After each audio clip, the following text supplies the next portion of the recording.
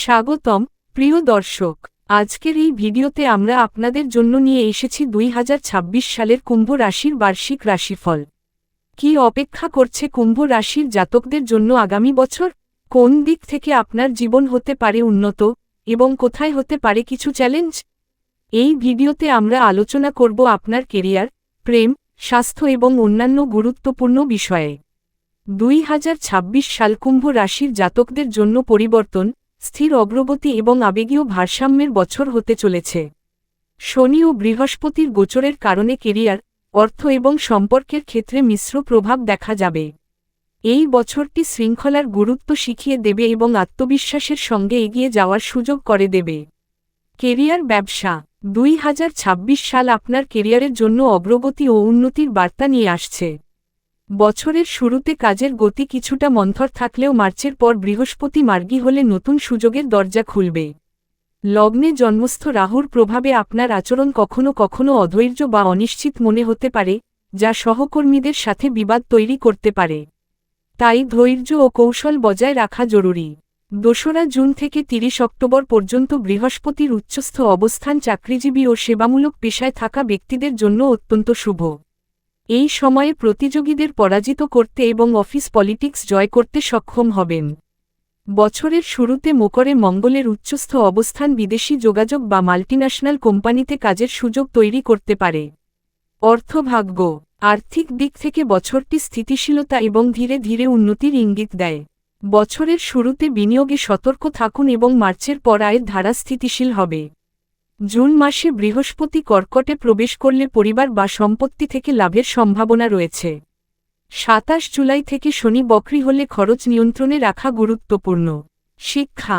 কুম্ভ রাশিদের শিক্ষার জন্য বর্ষ 2026 বেশ কিছুটা অনুকূল থাকবে। কিন্তু এটির জন্য আপনার স্বাস্থ্য ভালো রাখা প্রয়োজন হবে, কেননা আপনার স্বাস্থ্য এই বছর দুর্বল থাকার সম্ভাবনা রয়েছে।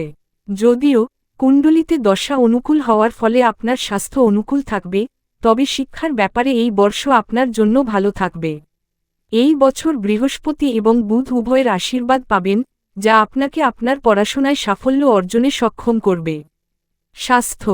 রাহু দেব এই বর্ষ 5 ডিসেম্বর পর্যন্ত লগ্নভাবেই থাকতে চলেছে, আর এটিও আপনার স্বাস্থ্যের জন্য খুব ভালো স্থিতি বলা যাবে না। এই সময় রাহু দেব আপনার খাবার দাবারের অভ্যেসকে খারাপ করতে পারে। বলে দেওয়া যাক, বৃহস্পতি দেবের গুরু গ্রহ বছরের শুরু থেকে নিয়ে 2 জুন পর্যন্ত আপনার পঞ্চম ভাবে উপস্থিত হবে, আর এই ভাবে বসে নিজের নবম দৃষ্টি দিয়ে নিজের প্রথম ভাবকে দেখবে। স্বাস্থ্যের ক্ষেত্রে মানসিক অস্থিরতা ও অতিরিক্ত চিন্তার প্রবণতা দেখা দিতে পারে, বিশেষত বছরের শুরুতে।